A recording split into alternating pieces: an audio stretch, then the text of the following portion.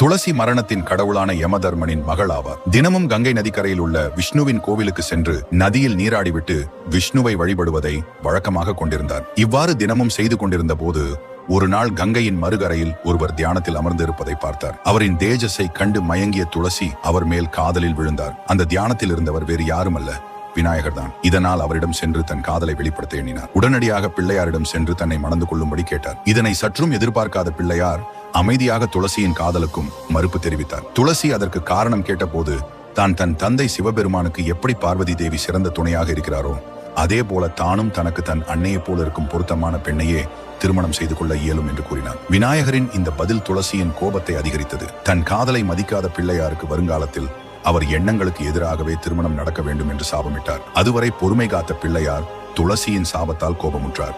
எனவே வருங்காலத்தில் நீ ஒரு அசுரனைத்தான் திருமணம் செய்து கொள்வாய் என்று துளசிக்கு சாபமிட்டார்.